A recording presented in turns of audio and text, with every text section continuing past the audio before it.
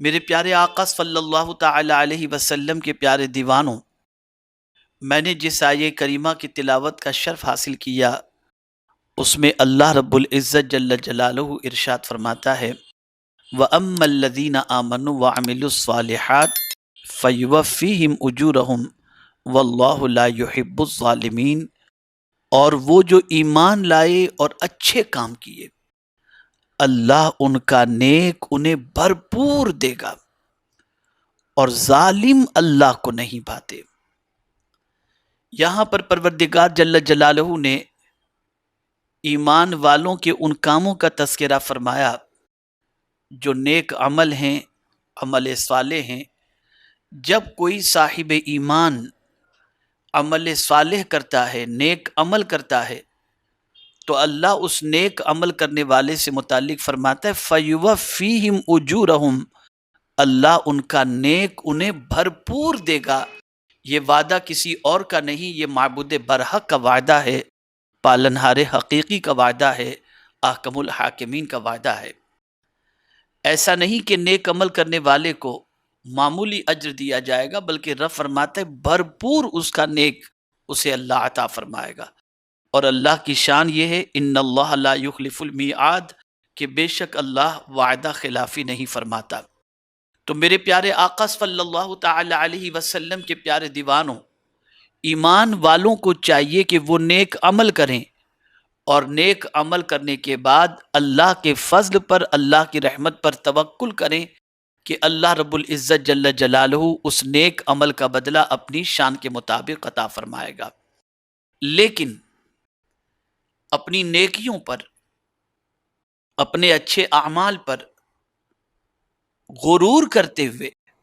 کسی پر ظلم نہیں کرنا چاہیے، کسی پر زیادتی نہیں کرنی چاہیے، اس لیے کہ جو پروردگار جل جلالہ نیکیوں پر اجر عطا فرماتا ہے وہی پالنہار حقیقی، نیکیوں پر اترانے والے اور ظلم کرنے والوں کو میرا مولا پسند نہیں فرماتا۔ یاد رکھیں، ظلم کرنے والا ظلم کیوں کرتا ہے؟ کوئی بھی انسان اگر کسی پر ظلم کرتا ہے تو یہ اسی وقت کرتا ہے جب اس کے دل و دماغ کے اندر یہ بات رچ بس گئی ہوتی ہے کہ وہ اس سے بہتر ہے یا بڑا ہے۔ تو اگر کوئی شخص کسی کو کمتر سمجھے اور کمتر سمجھ کر کسی پر زیادتی اور ظلم کرے تو میرے مولا کو ظلم کرنے والے بندے بالکل پسند نہیں، اللہ کو ایسے بندے نہیں بھاتے۔ میرے پیارے آقا صلی اللہ تعالی علیہ وسلم کے پیارے دیوانوں، ظلم کی ڈیفینیشن کیا ہے؟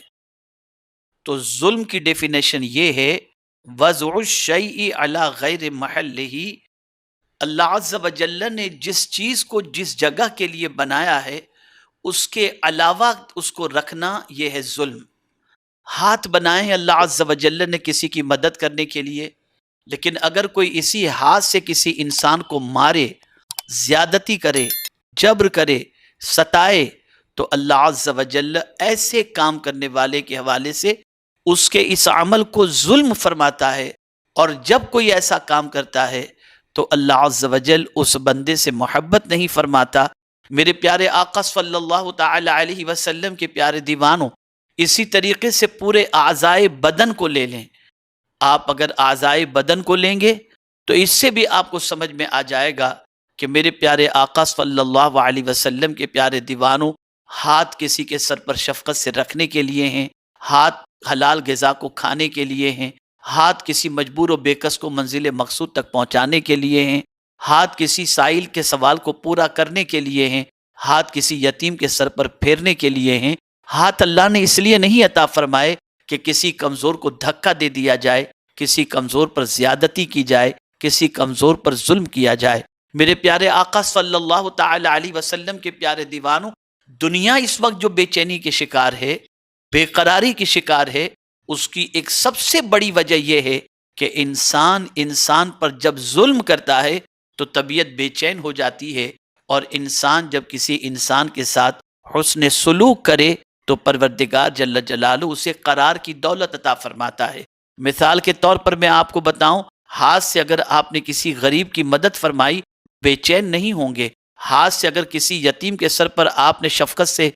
ہاتھ رکھ دیا، آپ بے چین نہیں ہوں گے۔ ہاتھ اگر اپنی ماں کے ہاتھ میں دے کر ماں کے ہاتھ کو آپ نے چوم لیا، آپ بے چین نہیں ہوں گے، لیکن آپ کی طبیعت بے چین اس وقت ہوگی جب ہاتھ سے کسی مجبور کو دھکا دے دیا، کسی کمزور کو گرا دیا، تو آپ کی طبیعت میں بے چینی پیدا ہو جائے گی۔ اس لیے کہ اللہ عز و جل نے ہاتھ اس لیے بنائے ہی نہیں کہ آپ اس کے ذریعے کسی غلط کام کے اندر اپنے ہاتھ کا استعمال کریں۔ یہ ایک مثال کے ذریعے میں نے دھکا دینا اور چیزوں کے حوالے سے میں نے بتایا۔ آپ اس پر مزید غور کر سکتے ہیں کہ جب آپ ہاتھ کا اس طریقے سے استعمال کریں گے، پیر کا اس طریقے سے استعمال کریں گے، زبان کا اس طریقے سے استعمال کریں گے، آنکھوں کا اس طریقے سے استعمال کریں گے، جس طریقے سے استعمال کرنے کے لیے رب نے منع فرمایا ہے، وہ سب ظلم کے دائرے کے اندر آ جائے گا۔ اور جب اپنے ہاتھ، پیر اور اعضائے بدن کا استعمال اللہ کے قانون کے مطابق، مصطفیٰ جان رحمت صلی اللہ علیہ وسلم کی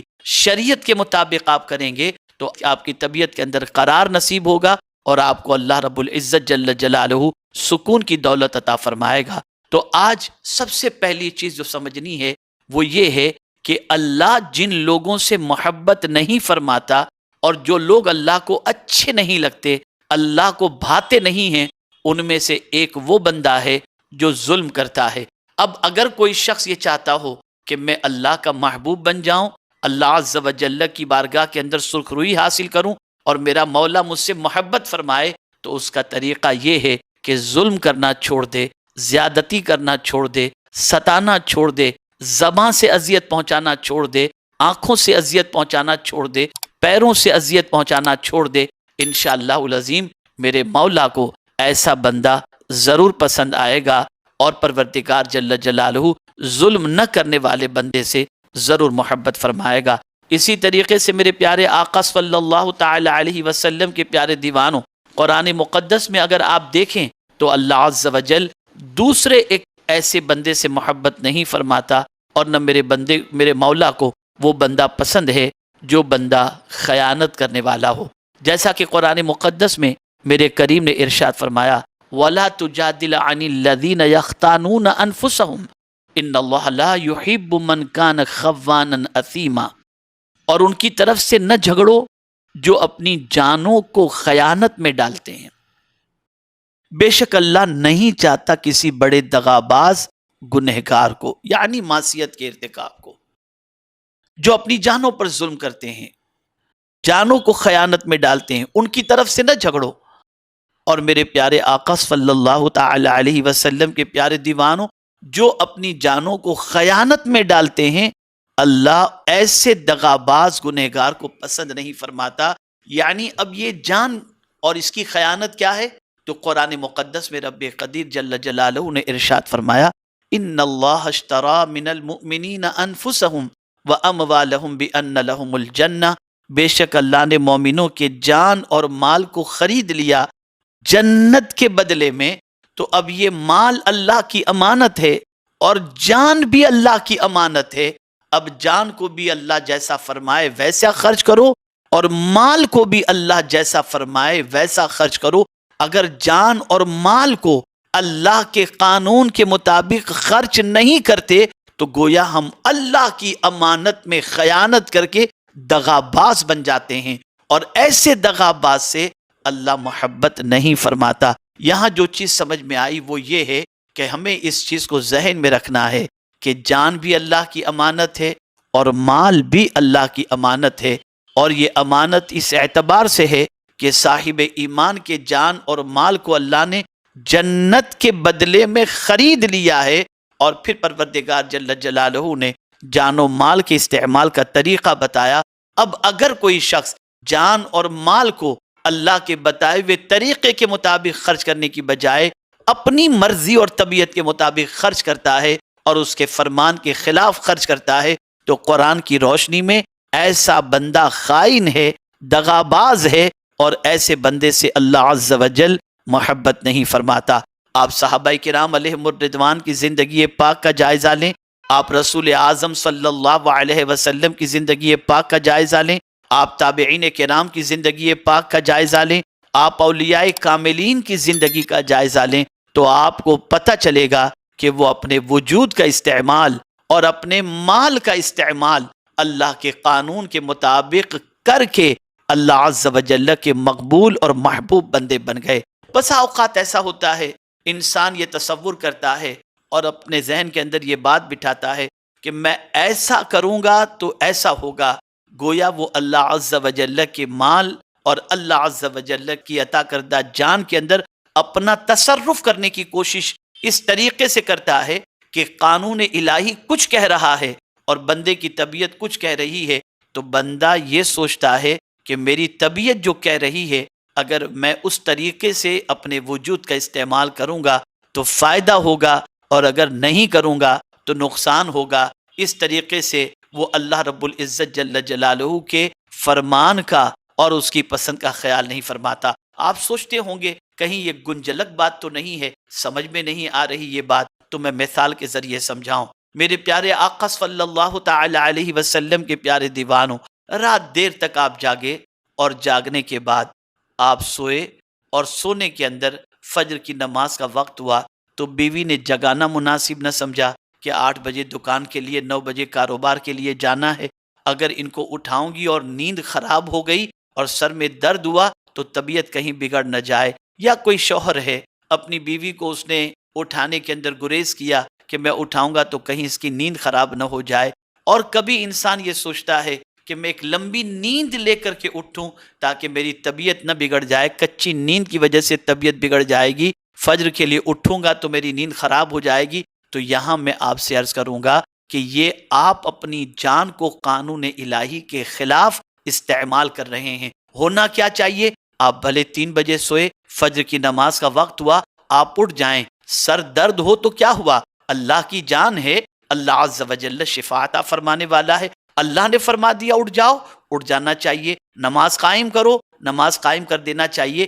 اس لیے کہ جان ہماری تھوڑی ہے، جان اسی کی ہے، مال ہمارا تھوڑی ہے، مال اسی کا ہے، ہم اس میں خیانت نہ کریں، اس کے قانون کے مطابق استعمال کریں۔ میں آپ کو بتاؤں میرے پیارے آقا صلی اللہ تعالی علیہ وسلم کے پیارے دیوانوں، کیا اس سے آپ کو سمجھ میں نہیں آتا کہ جان پر اس کا اختیار چلتا ہے، مال پر اس کا اختیار چلتا ہے؟ آج کووڈ-19 کی وجہ سے آج پوری دنیا کے انسانوں نے اس سے پہلے نہ جانے کیسے کیسے منصوبے بنائے، لیکن مولا نے چاہا کہ کسی کو نہیں دینا تو نہیں ملا، کسی کو دینا ہے تو مل گیا، تو قانون اسی کا چلا۔ بہت ساروں نے منصوبے بنائے ہوں گے لیکن ان کے منصوبوں کے پورے ہونے سے پہلے موت جب آئی وہ اس دنیا سے چلے گئے۔ نہ جانے کتنے جوان چلے گئے، نہ جانے کتنے انسان چلے گئے، کسی انسان کا اپنی جان پر کنٹرول نہ چل سکا۔ مولا موت کے دروازے سے گزار کر اپنے بندوں کو یہ پیغام دیتا ہے، میں تمہاری جان کا مالک ہوں،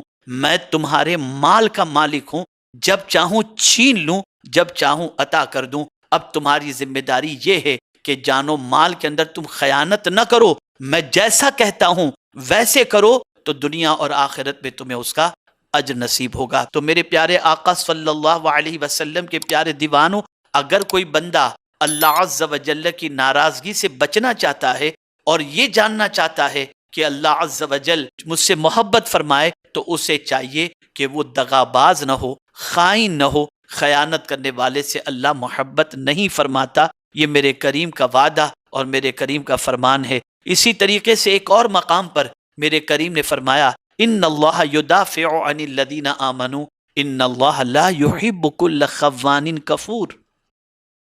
بے شک اللہ بلائیں ٹالتا ہے مسلمانوں کی، بے شک اللہ دوست نہیں رکھتا ہر بڑے دغاباز ناشکرے کو۔ آپ اندازہ لگائیں، جو دغاباز ہے، یعنی خائن کا ترجمہ یہاں پر دغاباز کے اعتبار سے کیا گیا، تو پروردگار ایسے کو دوست نہیں رکھتا، ایسے سے محبت نہیں فرماتا، اور کفور فرمایا ناشکرے کو اللہ پسند نہیں فرماتا۔ اللہ اکبر۔ میرے پیارے آقا صلی اللہ تعالی علیہ وسلم کے پیارے دیوانوں، آج ہمارے پاس بہت کچھ ہونے کے بعد شکایت سے ہماری زبان نہیں رکتی، اللہ کا شکر ادا کرنے کا جذبہ ختم ہو چکا، لمحہ لمحہ ناشکری، شکوہ، شکایت ہماری زبان پر جاری نظر آتی، اور ایسی شکایت کرنے والے بندوں سے اللہ محبت نہیں فرماتا، اللہ ایسوں کو دوست نہیں فرماتا۔ تو اے رسول اعظم صلی اللہ تعالی علیہ وسلم کے پیارے دیوانوں، شکر کا جذبہ اپنے اندر پیدا کرو، اللہ کی امانت میں خیانت سے بچو، ناشکری سے بچو۔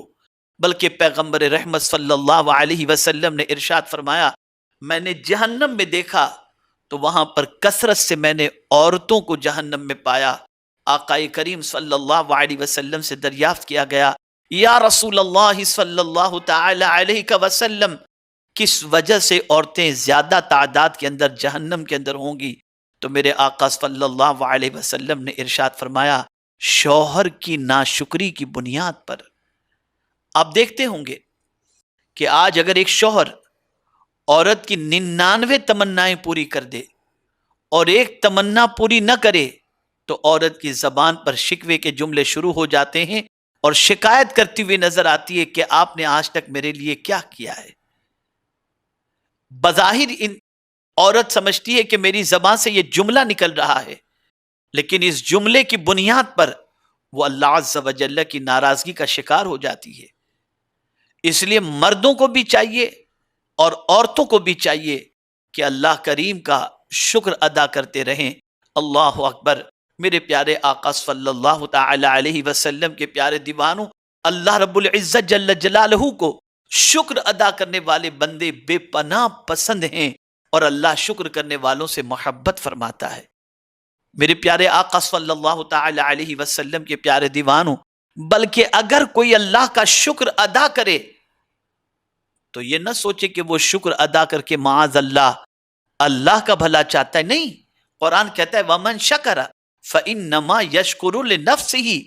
جس نے شکر کیا، اللہ اکبر، اس شکر کا فائدہ اس کو، اس کی ذات کو اللہ عز و جل عطا فرماتا ہے۔ اور میرے پیارے آقا صلی اللہ تعالی علیہ وسلم کے پیارے دیوانوں، اسے اللہ کیا فائدہ عطا فرماتا ہے؟ لَإِن شَكَرْتُمْ لَأَزِيدَنَّكُمْ، اللہ تم پر نعمتوں میں اضافہ فرما دیتا ہے۔ جو بندہ شکر ادا کرتا ہے اللہ اس پر زیادہ کر دیتا ہے اپنی نعمتوں کو۔ اسی لیے یاد رکھیں، آقا کریم صلی اللہ تعالی علیہ وسلم کے فرمان کی روشنی میں بہت ساری نعمتیں جو اللہ نے ہمیں عطا فرمائی ہیں وہ ناشکری کی بنیاد پر ہم سے چھین لی جاتی ہیں، ناشکری کی بنیاد پر۔ اسی لیے آقا کریم رؤوف الرحیم علیہ تحیت و تسلیم نے ارشاد فرمایا، جس طریقے سے وحشی جانور اگر اسے نہ باندھا جائے تو وہ بھاگ جاتا ہے، ایسے ہی آقا کریم صلی اللہ علیہ وسلم ارشاد فرماتے ہیں کہ نعمتیں بھی بھاگ جایا کرتی ہیں اگر اسے نہ باندھا جائے۔ صحابہ کرام علیہم الرضوان نے دریافت فرمایا کہ یا رسول اللہ صلی اللہ تعالی علیہ وسلم، نعمتوں کو کیسے باندھا جائے؟ تو میرے آقا صلی اللہ علیہ وسلم نے فرمایا قیدوا بالشکر او کما قال، اپنی اللہ کی نعمتوں کو قید کر لو، باندھ لو شکر کے ذریعے۔ جب کوئی بندہ اللہ کا شکر ادا کرتا ہے تو وہ نعمت اس سے چھینی نہیں جاتی، بلکہ شکر کے عوض کے اندر مولا مزید نعمتیں عطا فرماتا ہے۔ تو میرے پیارے آقا صلی اللہ علیہ وسلم کے پیارے دیوانوں، بظاہر انسان اپنی زبان سے ناشکری کے کلمات کہتا ہے، شکوہ شکایت اپنی زبان سے کرتا ہوا دکھائی دیتا ہے، لیکن وہ بھول جاتا ہے کہ ان جملوں کی وجہ سے، اس اظہار کی وجہ سے، اس ناشکری کی وجہ سے اللہ رب العزت جل جلالہ اس بندے سے محبت نہیں فرماتا، بلکہ میرا پروردگار ایسے بندے کو دوست بھی نہیں رکھتا اور پسند بھی نہیں فرماتا۔ تو میرے پیارے آقا صلی اللہ علیہ وسلم کے پیارے دیوانوں، 3 صفتیں آپ نے سنی۔ ایک تو ظلم کرنے والے سے اللہ محبت نہیں فرماتا، خیانت کرنے والے سے اللہ محبت نہیں فرماتا، اور ناشکرے سے اللہ محبت نہیں فرماتا۔ اب آئیے چوتھی کون سی وجہ ہے جس وجہ کی بنیاد پر اللہ اس صفت کے مرتکب کو پروردگار اس سے محبت نہیں فرماتا؟ تو اس سے جاننے کی کوشش کریں۔ پروردگار جل جلالہ ارشاد فرماتا ہے کلوا من ثمرہ اذا اثمر وآتوا حقہ یوم حصادہ ولا تسرفوا انہ لا یحب المسرفین۔ پروردگار جل جلالہ ارشاد فرماتا ہے کھاؤ اس کا پھل جب پھل لائے، اور اس کا حق دو جس دن کٹے، اور بیجا نہ خرچ کرو، بے شک بیجا خرچ کرنے والے اسے پسند نہیں۔ میرے پیارے آقا صلی اللہ تعالی علیہ وسلم کے پیارے دیوانوں، بیجا خرچ کرنے والے اللہ کو پسند نہیں۔ اب آپ کو میں تھوڑا سا سمجھاؤں، کہ بیجا خرچ کسے کہتے ہیں؟ میرے پیارے آقا صلی اللہ تعالی علیہ وسلم کے پیارے دیوانوں، اللہ عز و جل نے کسی کو مال دیا اور کل مال خرچ کر ڈالا اور اپنے عیال کو کچھ نہ دیا اور خود فقیر بن بیٹھا، یہ ہوا بیجا خرچ، یہ بیجا خرچ ہوا۔ اور ایسے ہی اس کے پاس مال تھا، اس نے سارے مال کو صدقہ دینے سے اپنے ہاتھ کو روک لیا، تو یہ بھی بیجا اور داخل اسراف ہے۔ صدقے سے سارے مال سے اپنے ہاتھ کو روک لینا اور یہ تصور کرنا کہ صدقہ دینے سے مال کم ہو جائے گا، یہ بھی اسراف ہے۔ میرے پیارے آقا صلی اللہ تعالی علیہ وسلم کے پیارے دیوانوں، حضرت سعید ابن مسیب رضی اللہ تعالی عنہ نے ایسا ہی فرمایا۔ اور حضرت سفیان کا قول یہ ہے کہ اللہ کی اطاعت کے سوا اور کام میں جو مال خرچ کیا جائے وہ قلیل بھی ہو تو اسراف ہے۔ یعنی پروردگار جل جلالہ نے جن کاموں کے لیے خرچ کرنے کا حکم دیا، ان کاموں کے علاوہ تھوڑا سا بھی خرچ کیا جائے تو میرے پیارے آقا صلی اللہ تعالی علیہ وسلم کے پیارے دیوانوں، وہ اسراف میں داخل ہے۔ میں آپ کو مثال کے ذریعے سمجھاؤں۔ ہو سکتا ہے کسی کے ذہن میں یہ خیال آئے، کیا اہل و عیال پر خرچ کرنا، ماں باپ پر خرچ کرنا اور اسی طریقے سے ضروریات زندگی پر خرچ کرنا، کیا یہ بھی اسراف ہے؟ تو میں آپ کے سامنے عرض کروں گا کہ میرے پیارے آقا صلی اللہ تعالی علیہ وسلم کے پیارے دیوانوں، ضروریات زندگی کے لیے جو خرچ کیا جاتا ہے اور بیوی بچوں پر، ماں باپ پر اور افطار و سحری کے لیے لوگوں کے لیے جو خرچ کیا جاتا ہے، اس کو اسراف کے اندر نہیں شمار کیا جاتا۔ ہاں البتہ میرے پیارے آقا صلی اللہ تعالی علیہ وسلم کے پیارے دیوانوں، بے جا اگر خرچ کیا جاتا ہے، مثال کے طور پر شادی کی تقاریب کے اندر اگر بے جا خرچ کیا جائے، اسراف کیا جائے، فضول خرچ کیا جائے، ضرورت سے زیادہ ضائع ہونے والے پیسے جس کو کہتے ہیں، جہاں پیسے ضائع ہو جاتے ہیں جس کا کوئی فائدہ نہیں ہے، ایسا خرچ کرنا یہ اسراف ہے۔ آپ کو میں بتاؤں، اعلیٰ حضرت عظیم البرکت امام عشق و محبت سے کسی نے سوال کیا کہ دو چیزیں، ایک ہے مسجد بنانا اور ایک ہے نکاح میں خرچ کرنا۔ اگر کوئی شخص یہ سوچے کہ نکاح کے لیے میں اپنے پیسے کو رکھ لوں اور مسجد بنانے کے لیے میں اپنی رقم کو استعمال نہ کروں، تو اس کے سلسلے میں شریعت کا کیا حکم ہے؟ اسے مسجد بنانا چاہیے یا نکاح میں خرچ کرنا چاہیے؟ تو تلخیص کے اندر جو فتاوی رضویہ شریف کی ہے، اس کے اندر اعلیٰ حضرت عظیم البرکت نے اس کے حوالے سے بڑی پیاری بات فرمائی۔ اعلیٰ حضرت علیہ رحمت و رضوان فرماتے ہیں کہ نکاح میں بے جا رسومات کو اور فضول خرچی کو انسان نے لازم قرار دیا ہے، حالانکہ نکاح جو سادگی سے ہوتا ہے، اللہ کے رسول صلی اللہ علیہ وسلم اس کے لیے برکت کے بارے میں فرماتے ہیں، بلکہ میرے آقا صلی اللہ علیہ وسلم نے فرمایا جس نکاح میں کم خرچ ہو اللہ تعالیٰ اس میں برکتیں عطا فرماتا ہے۔ تو اعلیٰ حضرت عظیم البرکت امام عشق و محبت فرماتے ہیں نکاح میں اتنا کوئی زیادہ خرچ ہونے والا نہیں ہوتا کہ جس کی وجہ سے مسجد کا کام روک دیا جائے۔ نکاح معمولی خرچ کے ذریعے بھی ہو سکتا ہے، تو مسجد کے بنانے کے لیے پیسے کو نہیں روکنا چاہیے، بلکہ اپنے پیسوں کو مسجد کے بنانے میں خرچ کر دینا چاہیے، اور نکاح کو سادگی کے ساتھ اچھی طریقے سے مختصر انداز سے کر لینا چاہیے۔ نکاح کے اندر کم خرچ کے ذریعے اور پروردگار جل جلالہ کے پیارے حبیب صلی اللہ علیہ وسلم کی سنت کے مطابق کرنے کی وجہ سے اللہ عز و جل اس نکاح میں پائیداری بھی عطا فرمائے گا اور برکتیں بھی عطا فرمائے گا۔ اور اگر کسی نے رقم کو مسجد کے لیے خرچ کر دیا تو میرے آقا صلی اللہ تعالی علیہ وسلم کے فرمان کے مطابق اللہ اسے جنت میں محل عطا فرمائے گا۔ تو یہاں یہ بات سمجھ میں آئی کہ یہ جو شادیوں میں بے جا خرچ ہوتا ہے، نکاح کے اندر جو اسراف ہوتا ہے، ان فضول خرچی سے بچنا چاہیے، اس کی وجہ سے کہ اگر کوئی شخص اسراف کرتا ہے تو اس کی وجہ سے اللہ عز و جل کے وہ ناپسندیدہ بندوں میں شامل ہو جاتا ہے، اور ایسے بندے سے میرا مولا پسند نہیں فرماتا۔ میرے پیارے آقا صلی اللہ تعالی علیہ وسلم کے پیارے دیوانوں، لیکن اگر کوئی شخص اپنی دولت جو اس کے پاس ہے، چاہے جبل ابو قبیس جتنا سونا اس کے پاس ہو، اور وہ سارا سونا اللہ کی راہ کے اندر خرچ کر دے تو اسے اسراف نہیں کہا جائے گا، اس لیے کہ اللہ کا دیا ہوا مال اللہ کی راہ میں خرچ کیا گیا تو اللہ تعالیٰ اس مال خرچ کرنے والے سے محبت فرماتا ہے۔ بلکہ کمال کی بات تو یہ ہے کہ ایسا خرچ کرنے والا جو ہوتا ہے اس کے دل سے اللہ لوگوں کا ڈر بھی نکال دیتا ہے اور خوف بھی نکال دیتا ہے اور غم بھی نکال دیتا ہے۔ میرے پیارے آقا صلی اللہ تعالی علیہ وسلم کے پیارے دیوانوں، اس لیے اگر کوئی بندہ یہ چاہتا ہو کہ اللہ رب العزت جل جلالہ کے ناپسندیدہ بندوں میں سے ہونے سے بچا جائے تو اسے چاہیے کہ اپنے مال کا استعمال جائز کاموں کے اندر کریں، اللہ کی اطاعت میں کریں اور اسراف سے بچنے کی کوشش کریں۔ میرے پیارے آقا صلی اللہ تعالی علیہ وسلم کے پیارے دیوانوں، اسی طریقے سے قرآن مقدس میں ایک اور مقام پر رب قدیر جل جلالہ نے اسی عمل کے حوالے سے فرمایا، یا بنی آدم خذوا زینتکم عند کل مسجد وَكُلُوا وَاشْرَبُوا وَلَا تُسْرِفُوا إِنَّهُ لَا يُحِبُّ الْمُسْرِفِينَ۔ اے آدم کی اولاد، اپنی زینت لو جب مسجد میں جاؤ، اور کھاؤ اور پیو، حد سے نہ بڑھو کہ بے شک حد سے بڑھنے والے اسے پسند نہیں۔ میرے پیارے آقا صلی اللہ تعالی علیہ وسلم کے پیارے دیوانوں، چونکہ بہت سارے لوگ حد سے تجاوز کر جاتے ہیں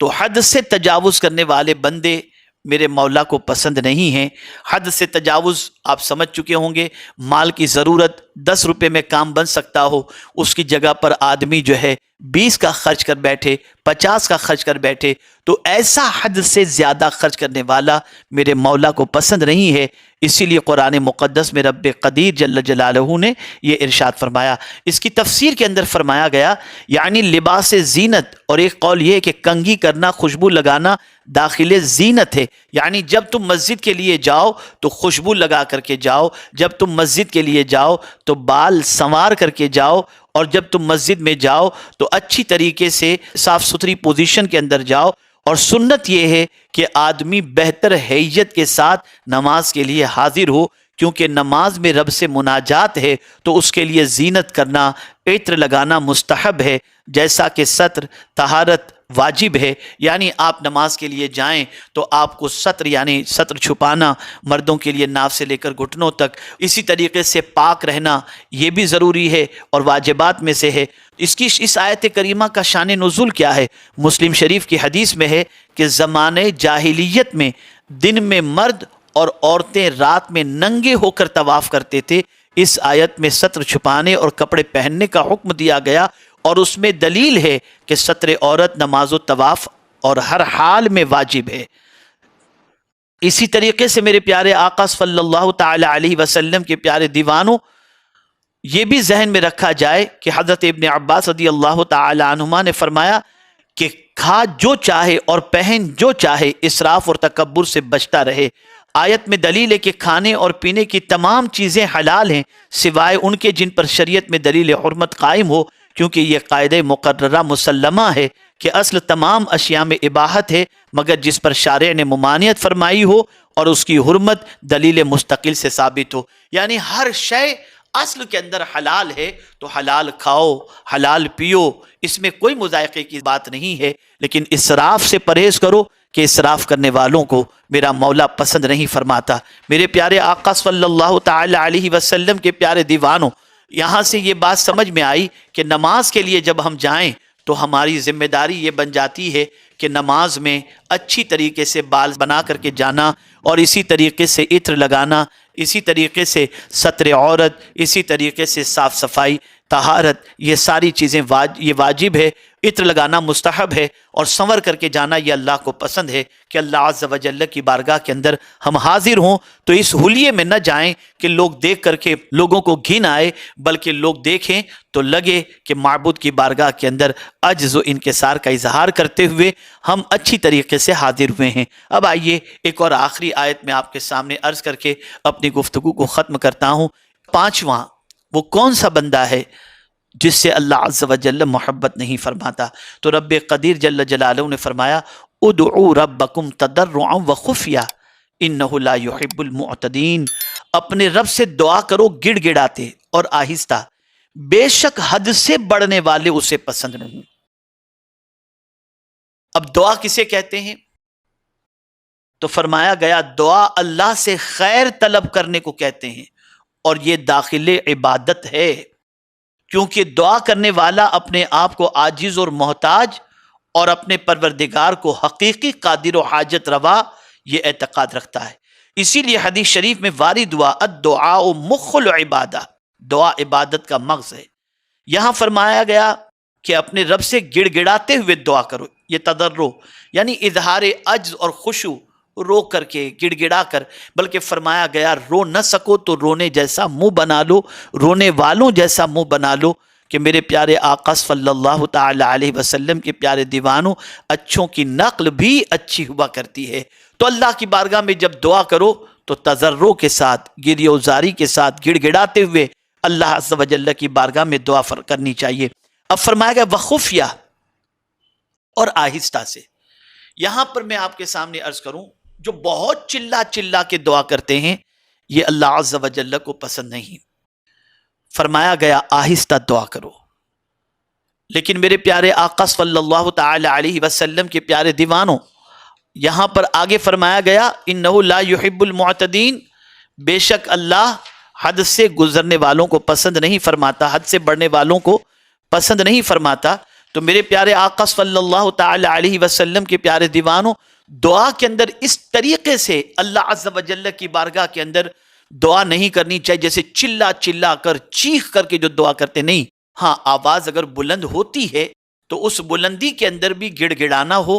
اور اس بلندی کے اندر بھی اس طریقے سے معاملہ ہو کہ وہ آواز کسی کو بھدی یا مطلب ناگوار نہ گزرتی ہو۔ میرے پیارے آقا صلی اللہ تعالی علیہ وسلم کے پیارے دیوانوں، جس طریقے سے دو قول ملتے ہیں، اس میں ایک قول یہ بھی ہے کہ بہت آہستہ سے اللہ کی بارگاہ میں دعا کرنا یہ بھی اللہ کو پسند ہے، اور اللہ عز و جل کی بارگاہ کے اندر بلند آواز سے دعا کرنا بھی اللہ عز و جل کی بارگاہ کے اندر پسند ہے، لیکن اس میں کنڈیشن رکھی گئی ہے کہ دونوں میں اگر ریاکاری موجود نہیں تو اللہ تعالیٰ کو یہ دونوں ادائیں پسند ہیں۔ لیکن میرے پیارے آقا صلی اللہ تعالی علیہ وسلم کے پیارے دیوانوں، یہ بات ہمیشہ کے لیے ذہن میں رکھنی چاہیے کہ اللہ عز و جل کی بارگاہ کے اندر اس طریقے سے ہم سوال نہ کریں، اور ایسا سوال نہ کریں جس طریقے سے سوال کرنا اللہ رب العزت جل جلالہ کو پسند نہ ہو۔ میرے پیارے آقا صلی اللہ تعالی علیہ وسلم کے پیارے دیوانوں، عبادات میں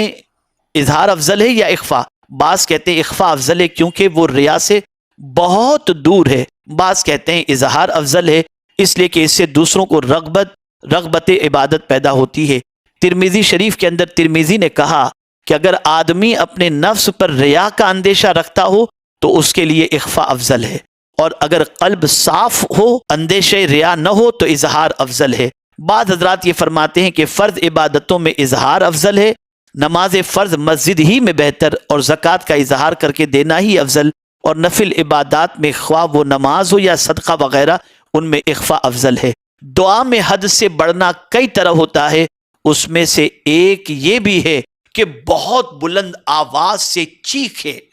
اس طرح سے دعا کرنا بھی حد سے گزرنا ہے۔ تو میرے پیارے آقا صلی اللہ تعالی علیہ وسلم کے پیارے دیوانوں، اللہ رب العزت جل جلالہ کی بارگاہ کے اندر ہمیں چاہیے کہ ہم گڑ گڑا کر دعا کریں، ہمیں چاہیے کہ ہم حد سے تجاوز نہ کریں، ہمیں چاہیے کہ اتنی زور زور سے دعا نہ کریں کہ لوگوں کے کان پھٹ جائیں۔ اور میرے پیارے آقا صلی اللہ علیہ وسلم کے پیارے دیوانوں، جب اجتماع عام ہو ایسے موقع پر اگر ہم اس طرح سے دعا کرتے ہیں کہ آواز تھوڑی بلند ہے لیکن ریا کا اندیشہ نہیں ہے، تو اس طریقے سے دعا کرنے میں مفسرین فرماتے ہیں کوئی مضائقے کی بات نہیں۔ میرے پیارے آقا صلی اللہ تعالی علیہ وسلم کے پیارے دیوانوں، یہ چند چیزیں میں نے آپ کے سامنے رکھی، اور بھی کئی ایسی چیزیں ہیں اور کئی ایسے صفات ہیں جن کی بنیاد پر اللہ رب العزت جل جلالہ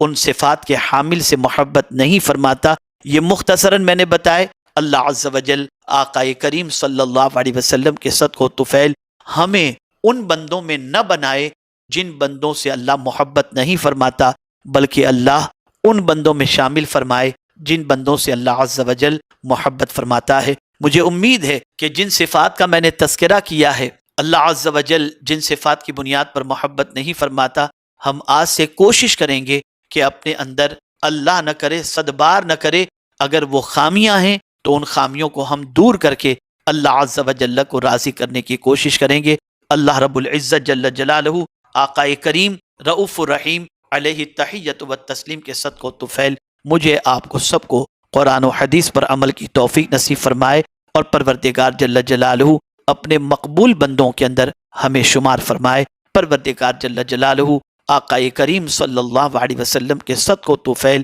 پوری دنیا کے مسلمانوں کے جان مال ایمان عزت آبرو کی حفاظت فرمائے، اور ہم سب کو ایمان پر زندگی دے اور ایمان پر موت نصیب فرمائے۔ وما علینا الا البلاغ المبین۔ السلام علیکم ورحمۃ